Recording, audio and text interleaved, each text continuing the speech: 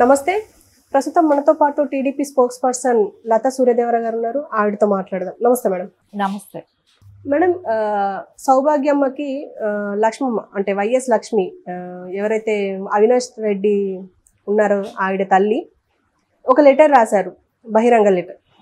అందులో ఏముందంటే ఇప్పుడు మీరు మనోవేదన గురించి ఇప్పుడు మీరు మాట్లాడుతున్నారు. మరి జగన్ని ఒంటరి చేసినప్పుడు, వాళ్ళ తండ్రి చనిపోయినప్పుడు, కాంగ్రెస్ ఆయన్ని ఒంటరి చేసినప్పుడు ఇవన్నీ గుర్తు రాలేదా అని చెప్పేసి ఒక మాట మాట్లాడారు. అంటే దొంగ మీలోనే ఉన్నారు, దొంగని హత్య నేరం నా కొడుకు పైన మోపుతున్నారు, కానీ దొంగ మీలోనే ఉన్నారు, వాళ్ళని మీరు ఎలా పట్టుకోగలరు, మీతో పాటు దొంగని పట్టుకోమంటే ఎలా పట్టుకుంటారు అని చెప్పేసి కూడా అంటున్నారు.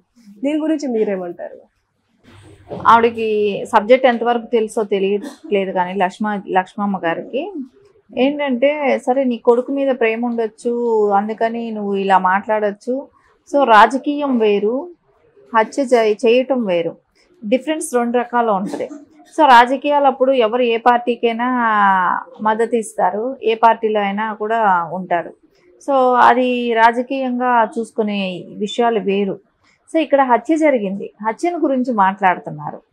సో మళ్ళీ తర్వాత వాళ్ళు పిలిస్తేనే ఆయన వివేకానంద రెడ్డి గారు వైఎస్ఆర్సీపీలోకి వెళ్ళారు కదా, ఆయన తర్వాత ఆ పార్టీలోకి వెళ్ళాడు కదా, వాళ్ళకి అందరూ కలిసి ఉండబట్టేగా వెళ్ళాడు, జగన్మోహన్ రెడ్డి గారు పిలవబట్టే వెళ్ళాడు కదా. సో అవి తర్వాత కలిసిపోయారు కదా, అవైతే సరే. కానీ అక్కడ జరిగింది ఏంటి? హత్య. ఆయన ఎవరు చంపారు అనేది ఇది. సరే, అన్ని రోజులు అక్కడ దొంగను పట్టుకోవట్లేదు అని మాట్లాడినప్పుడు వాళ్ళ కొడుకు ఏం చేస్తున్నాడు? ఆయన ఒక ఎంపీ హోదాలో ఉన్నాడు కదా. సో ఇప్పటి వరకు ఎందుకు యాక్షన్ తీసుకోలేదు? నువ్వు ఈరోజు ఎవరికైతే వకాల్తా తీసుకొని మాట్లాడుతున్నారో జగన్మోహన్ రెడ్డికి, ఆయన రాష్ట్రానికి సీఎం కాడా? సో ఆయన ఎలాంటి యాక్షన్ తీసుకున్నాడు? ఇవన్నీ చూస్తుంటే మనకేమనిపిస్తుంది?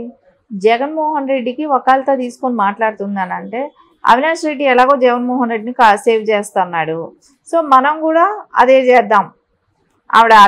ఆవిడ కూడా మొన్న సిబిఐ వచ్చినప్పుడు హాస్పిటల్ డ్రామా ఇవన్నీ మనం చూసాం కదా, హాస్పిటల్లో ఉండటం అనేది, అక్కడికి అరెస్ట్ చేయకూడదు, నా తల్లిని చూసుకోవటానికి నేనే ఉండాలి అనటం, ఈవిడికి ఏదో సివియర్ పెయిన్ అన్నట్టు, ఇవన్నీ కూడా ఇంకొంచెం అయితే ఈవిడికి ఇంకేం జరిగేదో కూడా తెలియదు మనకు. అక్కడ వివేకానంద గారి హత్య జరిగింది, ఆ హత్యను గురించి మాట్లాడుతున్నాం. ఆ హత్య ఎవరు చేశారనేది తెలియపరచాలి. తెలియపరచడానికి గవర్నమెంట్ ఎవరిది, సీఎం హోదాలో ఉండే వ్యక్తి ఎవరు, ఎందుకు ఇప్పటి వరకు బయట రావట్లేదు, 5 ఏళ్లుగా ఏం చేస్తున్నారు అనేది చెప్పమనే కదా ఇక్కడ అడుగుతున్నాం. కానీ దానికి ఎందుకు మీరు ఈ లెటర్లు రాసుకుంటూ మాట్లాడుకుంటూ చేస్తుంటే, నిన్న సౌభాగ్యమ్మ గారు అదే అన్నారు, మీ చిన్నాన్న అనే విషయం కన్నా కూడా నువ్వు ఒక రాష్ట్రానికి ముఖ్యమంత్రి హోదాలో ఉన్నావు కాబట్టి, ఒక ముఖ్యమంత్రిగా ఉన్నావు కాబట్టి ఖచ్చితంగా దాన్ని నువ్వు నిజ నిర్ధారణ చేయాల్సిన అవసరం నీకుంది, నువ్వు ఎందుకు పట్టించుకోవట్లేదు అనేది ఆవిడ అక్కడ క్వశ్చన్ చేశారు. కానీ దానికి సమాధానం ఇది కాదు కదా. సో ఇప్పుడు ప్రజలకి ఏంటి, ఎవరు చంపారు, ఎట్లా చంపారు, ఎందుకోసం చంపారు, ఇదైతే తెలియాల్సిన అవసరం ఉంది అంటారు. లేరని నిరూపించుకోవటానికి టైం పట్టచ్చు, ఒకవేళ లేకుండా ఉంటే టైం టేకింగ్ అవ్వచ్చు. కానీ మీరు ఎందుకు ఆ రోజు అక్కడ ఉన్నారు? సో దాన్ని రవీంద్రనాథ్ రెడ్డి ఆయనే చెప్తున్నాడు కదా, అక్కడ వాళ్ళు నరుకుతూ ఉంటే, రక్తం తుడుస్తూ ఉంటే అమాయకంగా అక్కడ ఉన్నాడు అనేది చెప్తున్నాడు కదా. బహిరంగ స్టేజ్ మీద ఆయనే అలా చెప్పినప్పుడు ఈ లక్ష్మీదేవి గారు అంటే ఆవిడ ప్రస్తావించింది ఓన్లీ ఆవిడ కొడుకు కోసం ఆవిడ మాట్లాడినట్టే ఉంది, కానీ అక్కడ ఎక్కడ కూడా ఆవిడ ఒక న్యాయానికో లేకుండా ఉంటే నిజంగా వాళ్ళ కుటుంబంలో ఉన్న డిస్టర్బెన్స్ని క్లియర్ చేయడానికో అట్లాంటివి ఏం మాట్లాడినట్లేదు. ఆవిడ ఓన్లీ వాళ్ళ కొడుకు కోసం వకాల్తా తీసుకొచ్చింది. సరే, నువ్వు ఇన్ని చెప్తున్నావు, దానికన్నా మీకన్నా ముందు షర్మిల గారు కదా అక్కడ, Avinash Reddy next. So starting arrest అయిన దగ్గర నుంచి, రోడ్ల మీద కూర్చున్న దగ్గర నుంచి ప్రతి దానిలోనూ షర్మిల గారు ఉన్నారు కదా. అలాంటప్పుడు ఆవిడకి ఎంత ద్రోహం చేశారు అది కూడా తెలియాల్సిన అవసరం ఉంది కదా. సో ఇప్పుడు ఓన్లీ అవినాష్ రెడ్డి ఇంపార్టెంట్ ఆ పార్టీకి, షర్మిల గారు కాదా? పార్టీ పెట్టే రోజు తను లేరా? తను 3200 కిలోమీటర్లు తను తిరిగినప్పుడు మీరందరూ తనని గొప్పగా ఇచ్చేయలేదా? సో ఆవిడ లేకపోతే పార్టీయే లేదు, వైసీపీ పార్టీయే లేదు, ఆయన జైల్లో వెళ్ళి కూర్చునేవాడు. సో ఇక్కడ చూసుకున్న ప్రజల్లో తిరిగే వాళ్ళు ఎవరు? ఆ లెగసీని, రాజశేఖర్ రెడ్డి గారి లెగసీని కంటిన్యూ చేసింది ఎవరు? షర్మిల గారే కదా. సో ఆవిడే ప్రజల్లోకి వెళ్ళింది కదా, తర్వాత విజయమ్మ గారు వెళ్ళారు కదా. సో ఏదేమైనా కూడా ఆవిడ స్పీచెస్ ఇవ్వటమే కానివ్వండి, జగన్మోహన్ రెడ్డి 18 నెలలు జైల్లో ఉన్నప్పుడు మొత్తం పార్టీ గురించి తను చెప్పుకుంటూ తిరగటమే కానివ్వండి, వాళ్ళ అన్న గురించి కానివ్వండి, ఈ అక్రమ కేసు అంటమో కానివ్వండి, 43,000 కోట్ల గురించి తను ఏదో ఒకటి తనకు వాళ్ళకు తోచినది వాళ్ళకు చేయాలనుకున్నది ఏదో చెప్పటం జరిగింది. సరే అది నిజమా అబద్ధం అనేది రేపు పొద్దున కోర్టులు డిసైడ్ చేస్తాయి. కానీ అప్పుడు పార్టీని నిలబెట్టింది ఎవరు? ఖచ్చితంగా షర్మిల. సో నువ్వు ఇప్పుడు ఆవిడనే పక్కకు నెట్టినప్పుడు దాని గురించి కూడా లెటర్లో పేర్కొని ఉంటే బాగుండేది. సో దాన్ని ఎందుకు చెప్పట్లేదు? మీరు షర్మిల ప్లేస్ని మీరు కబ్జా చేయడానికి వచ్చినట్టే కదా. ఆడ వివేకానంద రెడ్డి గారు ఆయన చనిపోయే ముందు వరకు కూడా షర్మిల గారిని ఎంపీగా తీసుకురావాలనేది ఆయన కోరిక, చివరి కోరిక కూడా అదే అని అంటున్నారు అందరూ. కానీ అక్కడ మీరు షర్మిల గారిని ప్లేస్ని మీరు ఆక్యుపై చేశారు కాబట్టి షర్మిల గారి గురించి అక్కడ ఏం మీరు మాట్లాడటం లేదు.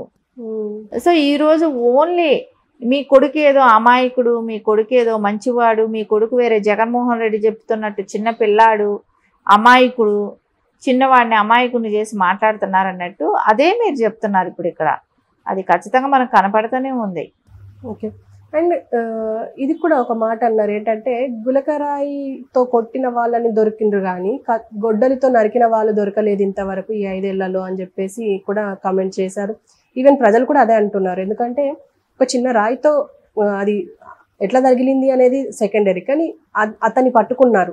కానీ ఇక్కడ గొడ్డలితో చంపిన ఎంపీ క్యాండిడేట్ని ఆల్రెడీ ఎంపీగా వర్క్ చేసిన వాళ్ళు, ఒక పార్టీకి అధ్యక్షత వహిస్తున్న వాళ్ళు, ఆయనని చంపిన వాళ్ళు మాత్రం దొరకబట్టట్లేదు అని చెప్పేసి కూడా మాట్లాడారు. మీరేమంటారు?